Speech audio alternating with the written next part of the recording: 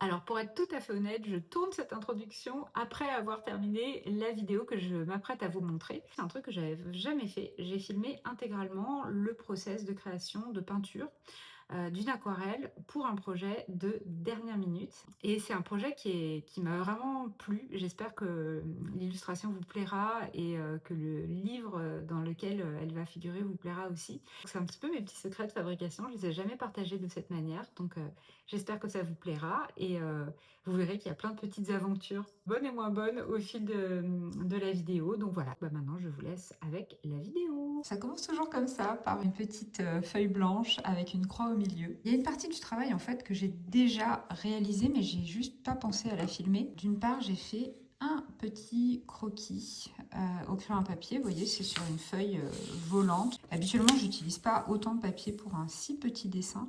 Mais là, comme il s'agit d'un livre qui est édité au format A4, je voulais voir comment ça allait faire dans la page. J'avais vraiment besoin de trouver comment le positionner dans la grande page A4. Et ensuite, ce que j'ai fait, eh bien, j'ai décalqué mon croquis.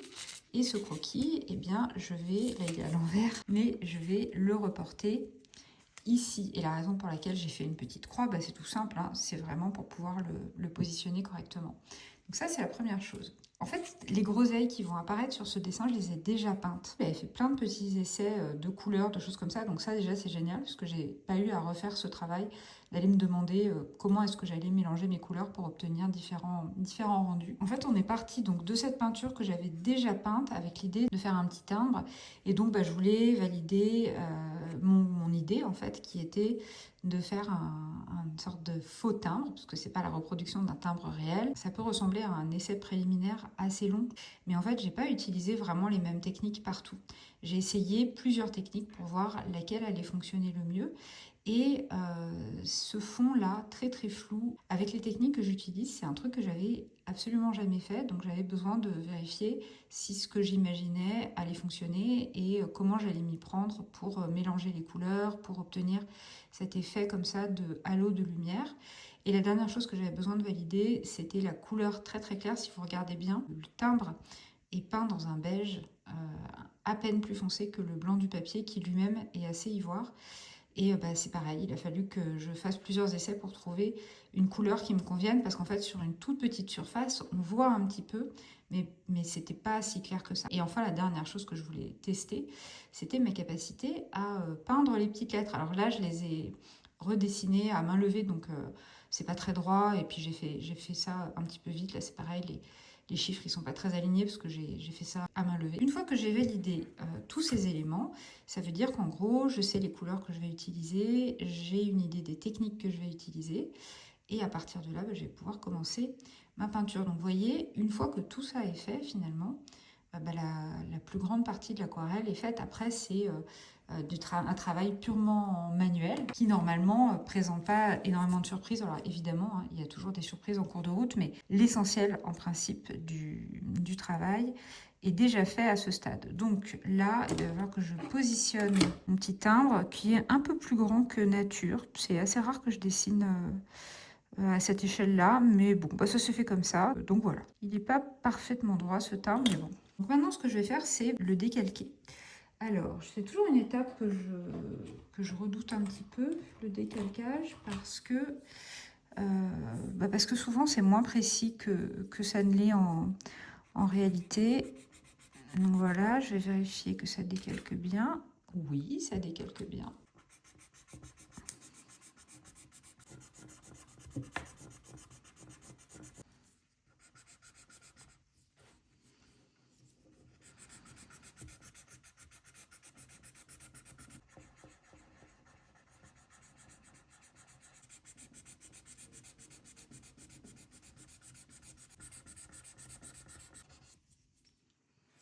Alors,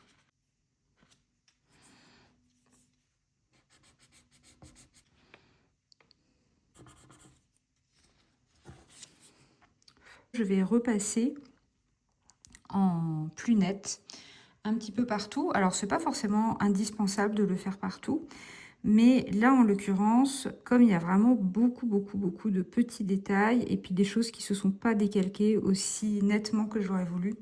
Donc, j'ai pas envie de me retrouver à devoir faire des aménagements un peu en cours de route ou à m'apercevoir qu'il y a des trucs qui sont pas clairs en milieu de peinture. Donc, hop, je vais commencer par gommer la petite croix dont on n'a plus besoin.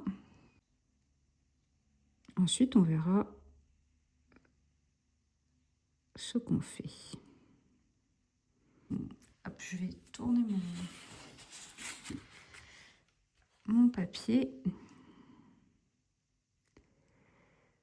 J'ai pas l'habitude de décalquer autant, de faire des croquis préparatoires aussi précis. Je préfère ajouter les détails sur le papier comme je vais le faire là. Mais là, je pense que j'ai cédé parce que c'est la première fois que je dessine un timbre comme ça. C'est un projet qui est très urgent. J'ai que quelques jours pour le préparer. Et j'ai envie que ce soit bien et réussi. Donc j'ai passé pas mal de temps à faire des essais, des trucs comme ça. Je sais pas vraiment si c'était la bonne méthode. En fait, ce que je voulais surtout vous dire, c'était que habituellement, c'est pas un process que je juge très utile de faire un croquis préparatoire super détaillé.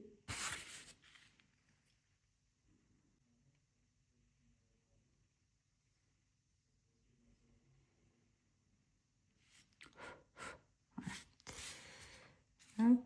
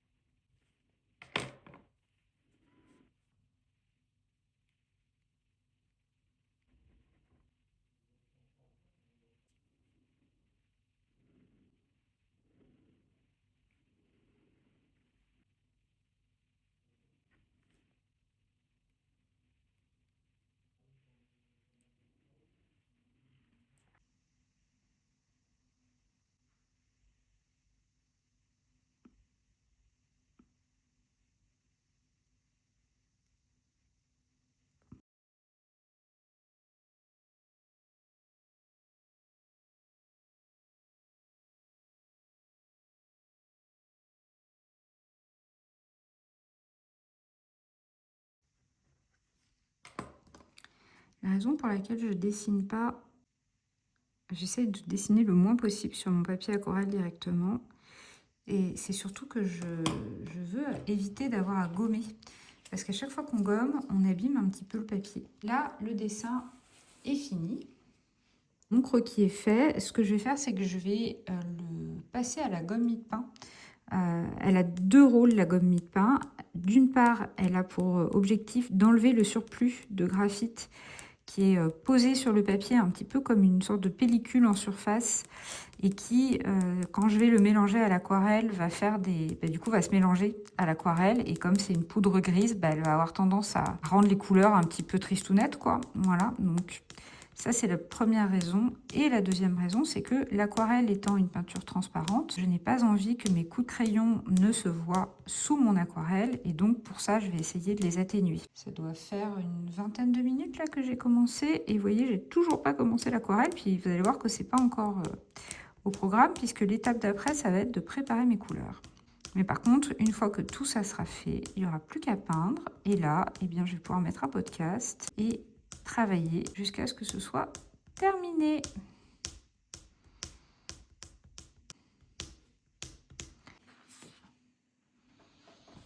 Voilà. Je vais prendre mon petit papier. J'ai une petite palette. Et avec cette petite palette, eh bien, je vais préparer mes couleurs. Ça passe toujours par un petit peu d'eau dans un petit récipient. Moi, je travaille avec des tout petits pinceaux, très peu d'eau, donc j'ai besoin de tout petits outils. Voilà. Hop. Dans les couleurs dont j'ai besoin, je vais rapprocher ma petite palette.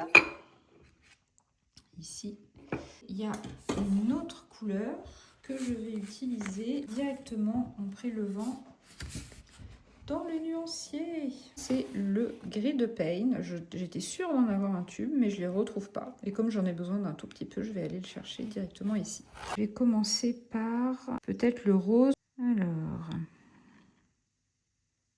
habituellement, j'utilise cette petite palette, mais là, j'ai une autre petite peinture en cours, miniature, et du coup, bah, ça, c'est les couleurs. C'est les mélanges de mon autre peinture miniature. Vous voyez, c'est des déclinaisons de gris que j'ai mis beaucoup de temps à trouver. Donc, je ne vais pas prendre le risque de les perdre. Je vais faire mon petit mélange à côté.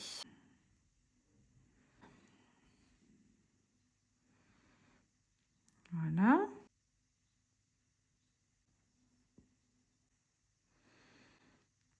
Bon, ça, en vrai, c'est une étape assez longue, hein. Ça me prend, en général, quand même pas mal de temps. Hop, pour trouver toutes ces... Enfin, pour trouver les combinaisons de couleurs et donc les choisir.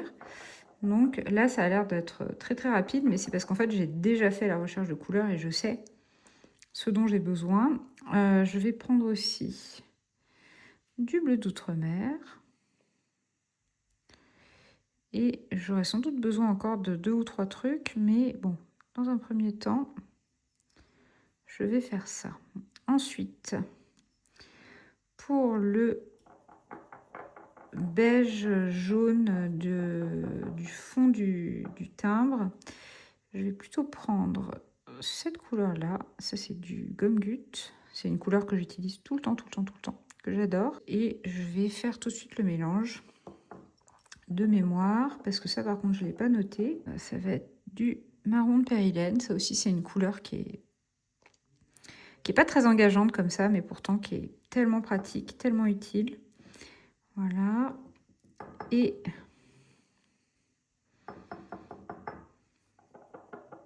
je vais y ajouter un peu de bleu d'Indentrenne pour casser un petit peu la couleur. Et puis on va voir si j'arrive à quelque chose de satisfaisant.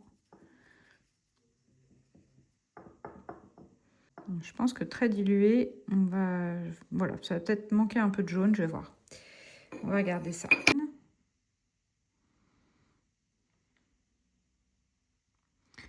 C'est un peu rouge à mon avis. Vous voyez, il faut que ce soit vraiment très, très, très, très dilué. Il faut encore rajouter de l'eau.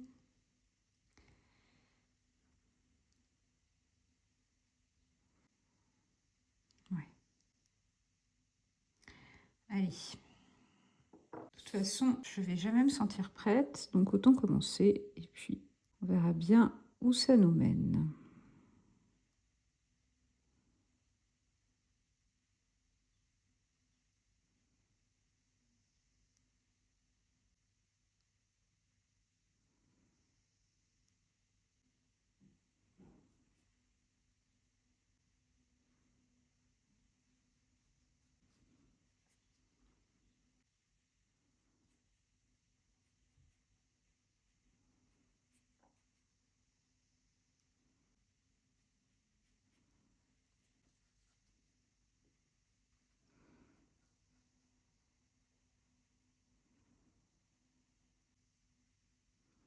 Vous voyez pourquoi c'est important de bien mettre de la gomme mie-de-pain sur le crayon graphite pour enlever l'excédent, parce que eh bien, quand on passe comme ça le crayon par-dessus, si jamais on n'a pas bien enlevé, ben, on disperse une sorte de petite poudre un petit peu grisâtre partout et c'est pas terrible. Voilà. Bon, ça c'est la première étape. Je vais attendre que ça sèche et en attendant, eh bien, j'ai préparé les couleurs pour faire les groseilles, mais je me rends compte que je vais plutôt, en réalité, commencer par cette partie-là, c'est-à-dire par le fond un petit peu vert. Alors, je vous ai, hop, pas montré, mais je travaille à partir d'un petit gabarit que je me suis fait en faisant des espèces de collages sur Photoshop. Et à partir de ce collage, eh bien, je vais faire mon timbre. Alors... Là, ce que je vais faire, c'est une espèce de gamme de verres. Je vais faire plusieurs verres qui vont partir du plus froid au plus chaud. Voilà, bon. Alors, c'est parti du coup. J'ai quand même toujours un morceau de papier brouillon pour tester mes couleurs. Et vous voyez, dans ce cas-là, c'est vraiment important parce que sur la palette, j'avais l'impression qu'il était d'un bleu assez clair, alors qu'en fait, il faut vraiment qu'il soit encore plus clair que ça. Alors...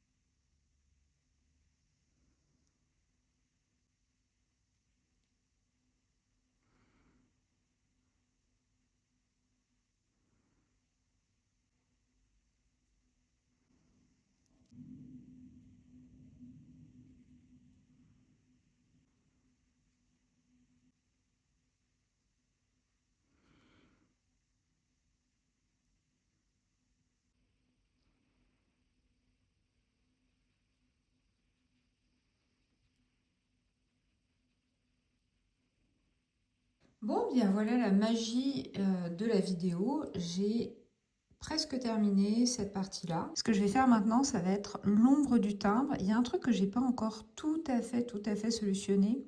C'est comment créer la démarcation ici. Parce que là, elle se voit assez bien parce qu'il y a le trait de crayon à papier. Mais ce trait de crayon à papier, il est quand même amené à disparaître. J'ai pas encore de solution vraiment satisfaisante parce qu'il faut quand même que ça se détache du fond et en même temps, il y a une ombre qui est quand même assez claire qui va venir d'ici. J'ai envie de faire une ombre un peu comme ça. C'est tout en bord du cadre, mais voilà. Mais ici, avant de me lancer, je vais gommer un petit peu tout ça parce que le trait de crayon est quand même très visible. La difficulté, c'est qu'il ne faut pas qu'il disparaisse complètement parce que s'il disparaît, je ne vais plus rien voir. Mais il faut quand même qu'il laisse un peu de place à la peinture. Bon, j'ai peut-être un peu trop gommé. On va faire avec. De toute façon, maintenant que c'est gommé, c'est gommé. Typiquement, le truc de cette ombre-là, c'est que le risque que je cours, c'est de la faire trop importante. J'ai une couleur qui est pourtant très diluée. Et malgré ça, moi, je trouve qu'elle est déjà bien visible, ma petite ombre. Je voudrais pas qu'elle le soit plus.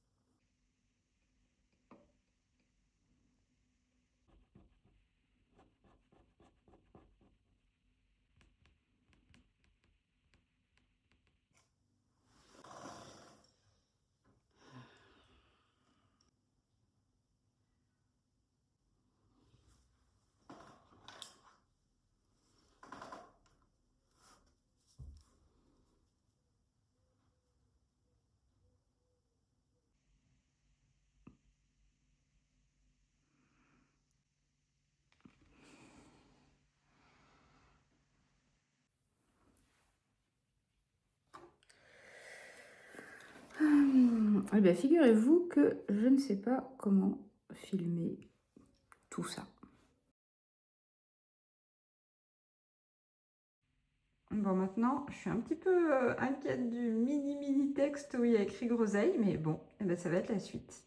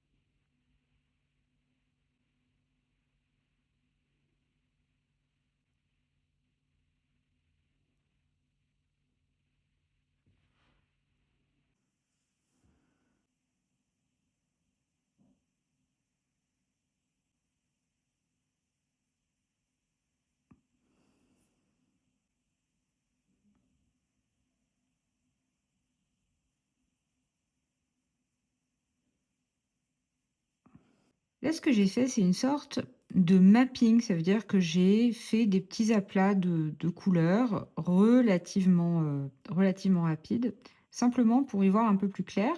Et maintenant, je vais laisser sécher quelques minutes juste pour pouvoir gommer mes traits de crayon à papier et pouvoir continuer ensuite à peindre tranquillement. Par exemple, je ne sais pas si on voit bien les voir à l'écran, mais typiquement ici, là, j'ai des petits traits de crayon au graphite et l'idée, ça va être de les supprimer. Alors, j'ai pas tout filmé, mais j'ai terminé le texte. J'ai aussi eu le temps de réaliser ce côté-là de mon petit timbre. Et puis, donc là, en principe, il me reste simplement les groseilles à peindre. Avec la tige, bien sûr, et peut-être rehausser un petit peu le fond, mais je pense que je vais vraiment d'abord attendre d'avoir terminé complètement la peinture des groseilles, puisque le but, bien sûr, c'est de les mettre en valeur, elles. Et puis ensuite, bah, je ferai un dernier passage un petit peu partout et voilà, je ferai des corrections si jamais je vois, des petites choses à améliorer, mais ça, je le ferai seulement une fois que j'aurai terminé les groseilles. J'ai pas le temps dont je dispose d'habitude pour travailler, si bien que ce sera probablement un petit peu moins détaillé que d'habitude, hein. Il y a pas de miracle possible. Je peux pas faire, exactement le même travail en disposant de 2 ou 3 fois moins de temps possible. Mais c'est pas grave, je trouve que c'est aussi très intéressant. Par exemple, ce côté-là avec des lettres, un tout petit peu irrégulières, tout ça, je trouve ça assez marrant. Je vais peut-être épaissir un tout petit peu le reste, les lettres qui sont un petit peu plus légères, je vais peut-être les épaissir légèrement pour, harmoniser un peu. Mais globalement, le fait qu'on voit que c'est peint à la main, façon typo, je trouve que c'est plutôt sympa, en fait. Donc voilà, il y a des bonnes surprises aussi dans le fait de devoir travailler plus rapidement.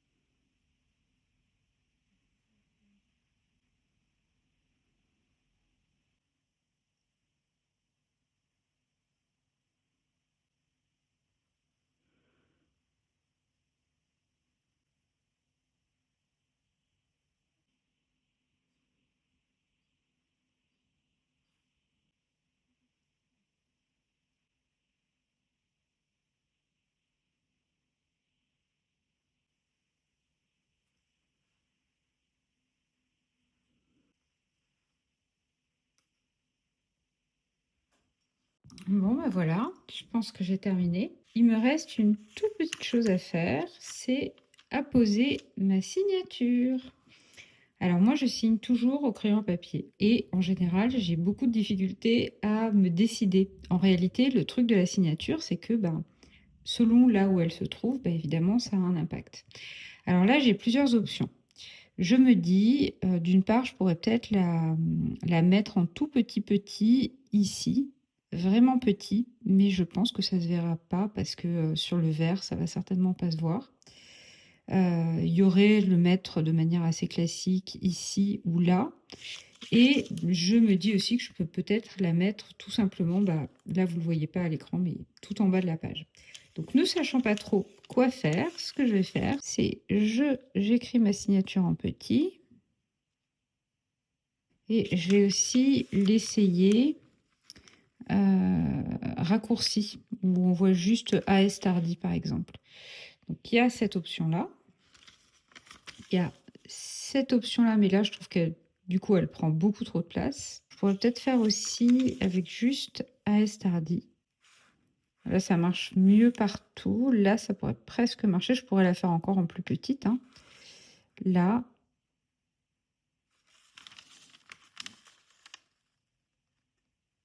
Là c'est pas mal. Je sais pas. À la limite je pourrais la mettre un peu comme ça plus bas. Je sais pas.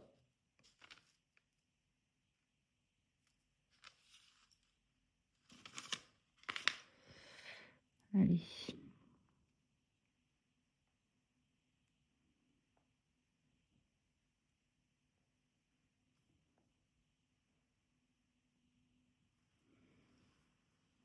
Oui, voilà. Et ben voilà, on peut considérer que c'est terminé. Eh bien, merci beaucoup d'avoir suivi cette aventure de peinture express pour un projet de dernière minute. J'espère que ça vous a intéressé, que vous avez appris peut-être des choses, que ça vous a donné envie de vous mettre vous aussi à la peinture. Pourquoi pas, en tous les cas, si vous avez des questions, des remarques, bien évidemment, n'hésitez surtout pas à m'en faire part dans les commentaires et je vous répondrai avec grand plaisir. À bientôt. Bye bye.